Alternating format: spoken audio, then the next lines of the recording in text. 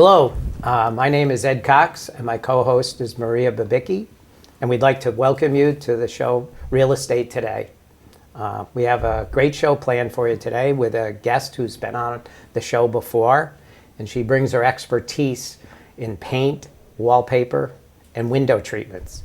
All of those are probably topics and items that you have questions about, and hopefully today we can answer some of them. I'm sure we'll not get to everything, but we'll get some of the basic answered for you. And with that in mind, Maria, would you like to introduce our guest and get the show started? Sure, I would love to. Our guest today is Susan Cesana with Maher's Paint and Decorating. Welcome to the show. Thank you. Why don't we start with paint? And something I would like to know about is finishes. So can you explain the different finishes available? I can. Each of the different finishes has a sort of subtly different use depending on what it is, and that would have to do with washability, durability. There's a flat finish in both interior and exterior. The typical flat is not particularly washable, but it's the one that camouflages the imperfections the best, and it's easiest to touch up. Then there's a matte finish, which has the flat look, which most people really are preferring lately, that is more washable. Then it goes to the eggshell, slightly shinier, the pearl or the satin, slightly shinier still, which could be a wall or a trim finish, semi-gloss or high gloss. And although it seems rather daunting, and after picking out a color, people tend to just want to be done, if you just tell us how this particular product is going to be used, we can usually help you figure out what look you want. So is your number one seller matte? I think probably for walls, matte has overtaken eggshell for the most popular. Yeah. Oh, that's interesting. And in kitchens? Same, because it's washable, unless it happens to be in a backsplash. Most people will have a tile or some sort of backsplash that's set apart so that it doesn't get spattered so much. But the matte is washable enough so that it is pretty popular in kitchens. And even if you do mess it up in a backsplash area, it's easy enough to paint over that, it's a popular finish. Eggshell, then a really close second.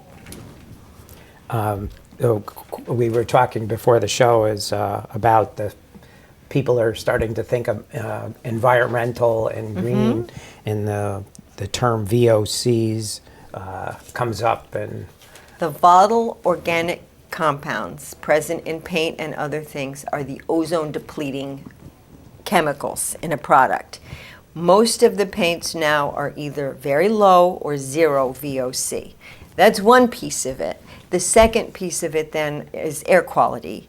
So the lowering or canceling out the VOC will help, and there are also paints which have a lower chemical profile, so that if you have environmental sensitivities or allergies, you'd probably be best served to use those paints, which we've had people comment that they thought the painter hadn't showed up because they walked in and there was no paint smell.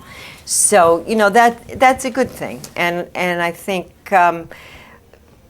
even though there are still chemicals present in the environment, the fewer we have to deal with, the better. So would Natura be a type of paint with? Natura is Benjamin Moore's lowest chemical profile line of paint, and it comes in flat, it comes in eggshell, it comes in semi-gloss, so you can get any color you want and whatever finish you need. The pigments going to tint the paint now have zero VOC as well. So in years past, you had to get a light color to make it low VOC. That's no longer the case. You can have any color you want. So it's absolutely just as Zero effective. VOC, it's just as effective. For years, all of the industry research has gone to making these things possible. Oh, that's great. now, this question just comes up there. How about outside paint for like painting the outside of your house, are those going the same way? Yes, everything is, because it's not just the application, it's the disposal, which leads me to Right. the recycling program. The state of Connecticut, as many of our customers have noticed, imposes a fee on every can of paint sold. That fee funds the recycling program, and the stores have the option of being a collection center or not. We have chosen to be a collection center because it's the right thing to do, really. So if you have leftover paint, any brand, oil or latex, regular household paint, not strange solvents and things, just bring it back. We ask, because we're a small store, that you don't bring more than about 5 gallons a week, but bring it back and it is taken away for recycling. That's really great. Yeah. So, And no charge. When you drop it off, there's no charge. so as a real estate agent, when we go into homes and we sell them, there is Always. always the cabinets full of old paint that nobody knows what to do with. So there That's actually what is a you can place do. to go. Sometimes people are moving that weekend. They have no choice. They bring trunk loads of it, and we try to accommodate them. But if you can offload it a little at a time, it's helpful to us because we don't have a lot of room to store it. But it's a great program, and the amount of paint that gets recycled through our little store is staggering. I can only imagine what's out there. Yeah, I mean, it will take me, if I came with 3 or 4 cans a week, it would take me probably a couple. But do reweeks. it. Yeah. That's the thing. Do it. have And so much more room. if the can is empty or if the paint is dried out, just throw it away with your regular trash. But if there's actual paint in there, then we'll take it. Okay. I would also like to ask you about one more line, the Aura line. Could you tell us about that? The Aura was initially what Benjamin Moore set out to do was make the best can of paint that could possibly be made, not having a price point issue, just whatever the best quality they could possibly make in a can of paint was. And they came up with the Aura, which we've all had the experience of some of these reds and yellows using 6 and 7 coats of paint and going, what am I going to do? The Aura paint typically will cover in no more than 2 coats. Occasionally you'll get a color that they will require a tinted primer, so that would be 3 coats max for the very tricky colors. But it's a real tight film, which means it's very scrubbable, it's self-priming, it covers beautifully. So that was their aim, to make the best quality can of paint that could possibly be made in the industry. And the people who use it love it. Now, didn't you say there's a benefit to using Aura in a bathroom? There's a bath and spa that's an Aura paint that was designed, it has a matte finish, which people prefer. It's designed not to have surfactant leaching, which are those strange little drippy marks that you get from the condensation in the walls, and to be mildew and moisture resistant. And it's just a beautiful product. Okay. There's good. no reason why you couldn't use it anywhere else as well, but it was designed for the bathrooms, for the humidity. Right. I can see spending the money on that for Yep, that room in absolutely. particular, for sure. Yeah. And in many cases, you use less product anyway, so you're not really spending more ultimately. Question that us as real estate agents, we have a potential client, somebody who's thinking down the road about maybe selling their home. What are you recommending these days for painting their homes? As you know, you don't want it to be too uniquely yours if your favorite color is orange and lime green. So obviously, neutrals work best. Depending on the flavor of the home, if it's a little more contemporary, if it's very traditional, fewer colors probably work better. You don't want your house to be so bland that nobody can remember whether it was this house or that house that they saw. So there are areas you might want to put a little more color, but people are liking cooler, lighter neutrals. So rather than the tans and the beiges, maybe they're going to grays and taupes, maybe a little bit of a light blue-gray or or gray-green thrown in here or there, but just something that's really relaxing. There's bright colors and opposite colors. They refer to it as having energy. It's like, there's just a certain amount of visual energy and stimulation that they give you. And I think when you walk into a house that you're thinking of buying, you want to have the most calming colors so that your head's a little bit more open to where you might put your sofa and your chair. So, for example, a 2,000 square foot home, would you say no more than? I would never really make a rule like that because there are open floor plans. There are, the older homes that have very defined little spaces. But I would say that there's no reason in the world why you have to have a different color in every room. Yeah. Even in the most beautiful homes, you could have someone who just wants kind of gallery white walls everywhere to showcase their stuff. If you have a particularly beautiful room or something, sure, go for it. You want to make it stand out, but Okay. New England usually isn't the first place for a trend to start. So what trends do you see starting elsewhere that might eventually come this way? well, wallpaper is bigger than it has been in a long, long time. And the patterns are more graphic, more contemporary. A lot of them have textures. They have, texture, grass cloth, something like that, where you can use it as a solid, but it's a texture and it adds a little something to the wall. There are the more graphic prints, zigzags and harlequins and things like that in the brighter colors. And because colors tend to be a little bit more muted and neutral, people are going back to doing accent walls. So, you can always find a pattern or a color or a texture that you like and do it on a feature wall or a small room, or just to bring it into your house somewhere.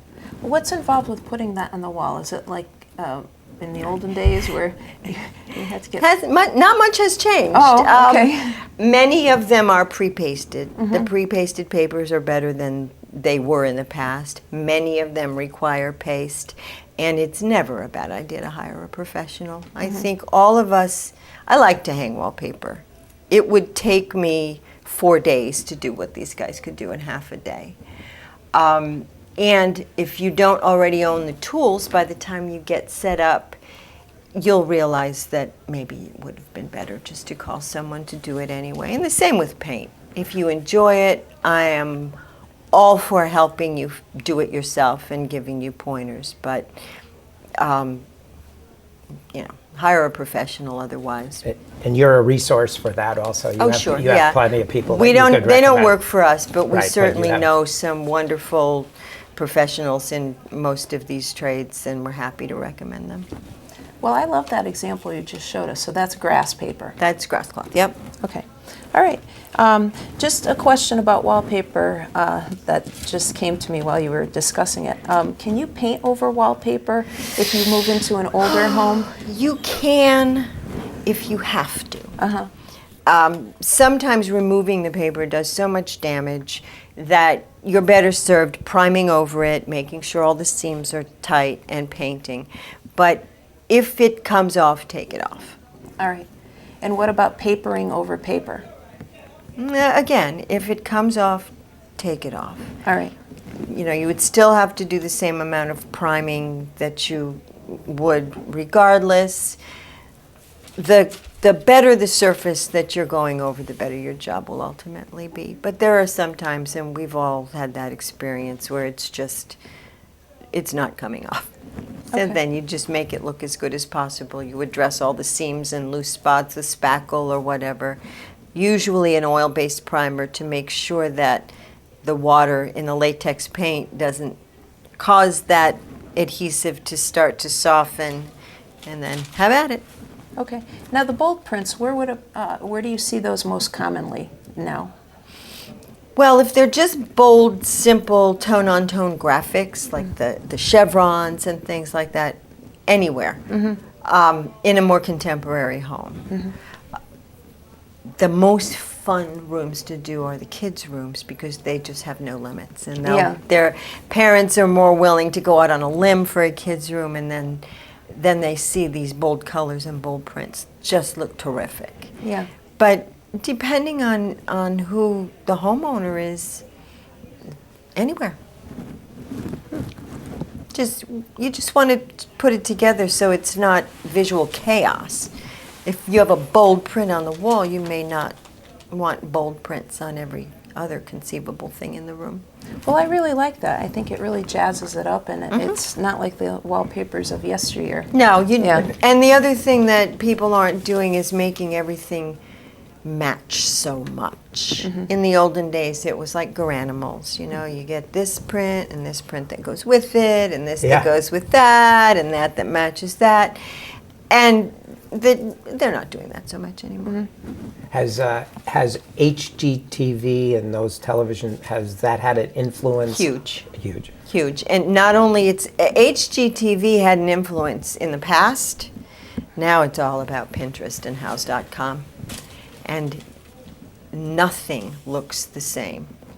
People will come in and think that they saw, a list of colors. I want to see this, this, this, and this. I saw them on Pinterest. They don't look the same. They might look better, they might look worse, but they don't look the same. So check out the actual color before you pull the trigger on those.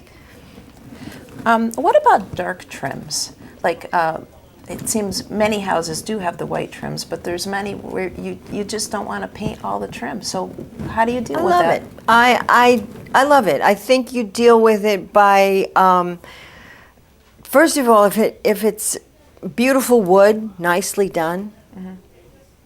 Nice is nice. It doesn't matter if it's trendy this year. Nice is nice.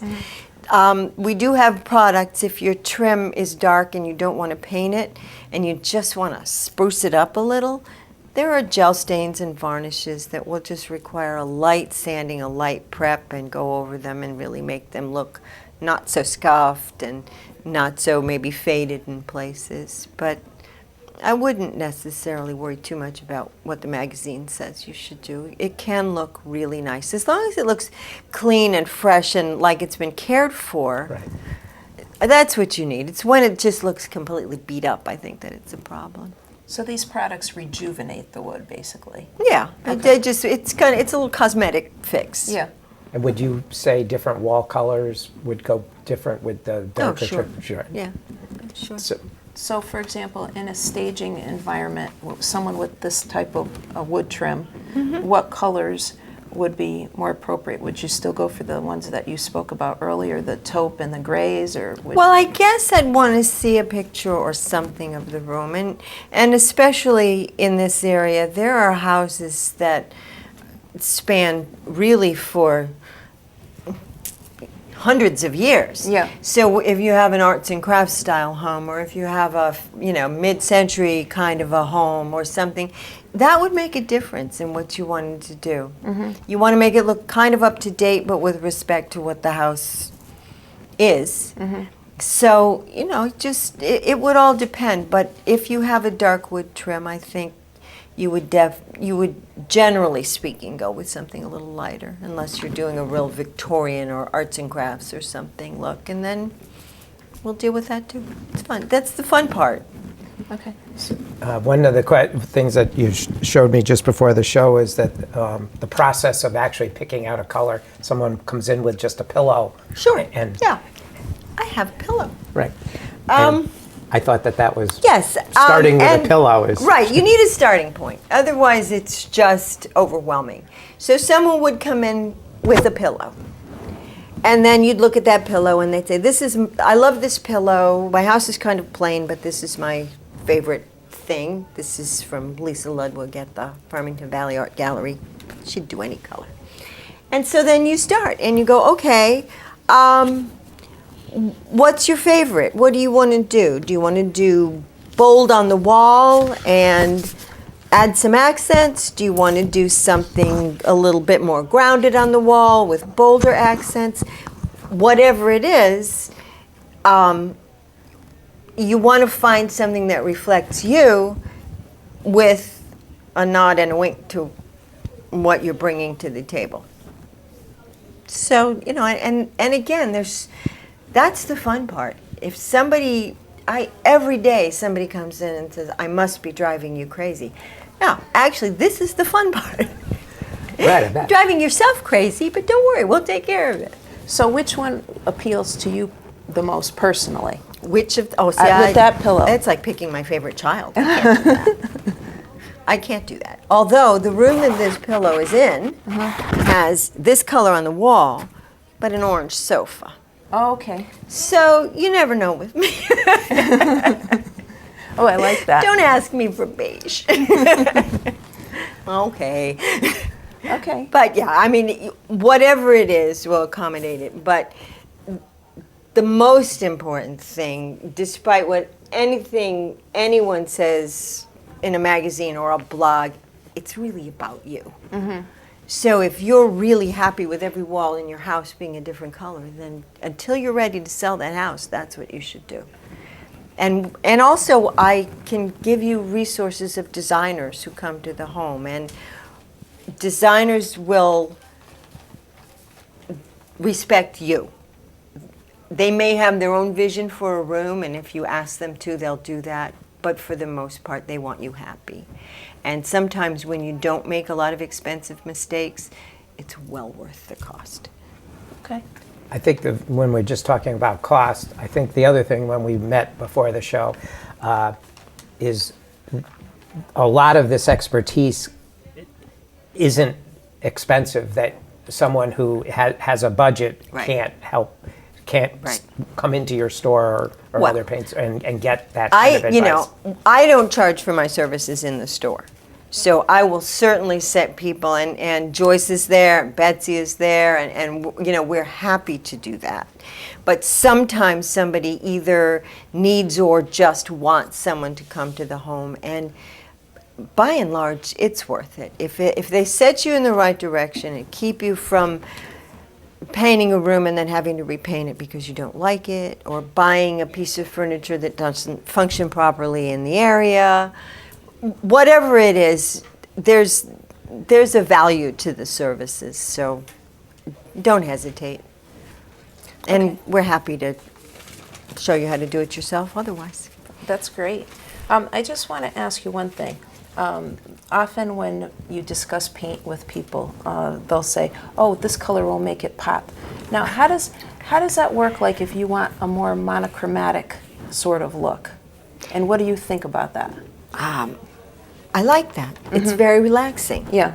Sometimes people don't want things popping all over their house, Right. And there are these little buzzwords that they use too, and you want to kind of force them to think about exactly how much pop they want it to have. Sometimes they just have nice trim and they want to see the trim, but they really don't want it to be such a stark contrast. So yes, even the walls here, this is beautiful woodwork in this old building, but it doesn't have to be such a dramatic change. Right. And your comfort level is really the most important piece of that whole puzzle. Okay. I think with time here, we were going to talk about some window treatments. We were. And what is happening with window treatments? Window treatments have become much simpler. And there are two things. First of all, visually, they're much simpler. You have a little Roman shade hand sample there. This small headrail will fit right inside the window casing, and it's decorative, it's pretty, there's a little texture, it works nicely. The other thing that's driving the industry is safety, child safety. If you'll notice, you can get almost everything without cords. So it looks nicer without having all those strings hanging down, and it's just pretty effortless to use. So I think, but in terms of just the simplicity and the cordlessness, that's what more people are going for. All the poofy stuff, rarely do we have people asking for that anymore. Even the people who do the custom window treatments and the draperies, I think, are being asked for simpler kinds of treatments than they were in the past. Okay, can we ask you some specifics? If you have French doors or sliders, what's a way to get privacy but still have the beauty of the door shine through? Well, again, if usually there's enough wood on the side and the top so that something can be mounted right on the door, if it's a French door, with a little hold-down clip, so it, as you open and close the door, it doesn't clump back and forth. That's easily released. Then you just put it right up, goes all the way to the top, and you see your glass. In a slider, and we have a whole gallery in the store of things that people can look at. A slider, if it goes all the way in one direction or another, when it's open, you still get all of the light that you would want from a slider. Or they can open in the middle. Not too many people get sliders that go both ways anymore, but it can be accommodated if they do. How about plantation shutters? Are they popular? Very. Yeah. Yeah, very. Is it difficult to clean those? I don't think it really is, unless you have some, a wood with a room with a wood stove where it's getting really sooty. They're not terribly difficult to keep clean. A little vacuum brush will do it. I have wood blinds in my house, and every once in a while I put a sock on my hand and just go over them. They're fine. Oh, that's a good idea. When someone comes to your store, do they come with the measurements, or do you go to their Oh no, home to- these are all custom what Yeah. we have, so we prefer to have someone go and measure. There's no charge for the service, but it's much better to be sure that they have accurate measurements, and then they can go and install it and make sure that it all works the way it should. So how long does the whole process take when they pick out? Maybe 3 weeks. Oh, that's not bad. No. Yeah, okay. All right, well, hopefully we've answered all your questions, and if you have any, Sue is always available at Maher's Always to help there. you out. Happy to help. Is there anything you'd like to tell our audience? No, just that we are more than happy to answer your questions. Stop in. There's always somebody there who's happy to help with questions on any sort of subject that might have to do with painting or decorating your home. And if we don't have the answer, we'll try to find somebody who does. And she has absolutely superb taste, and we've Thank you. really appreciated your suggestions My in the pleasure. past. Okay, well, thank you everyone for joining us, and we'll see you next time.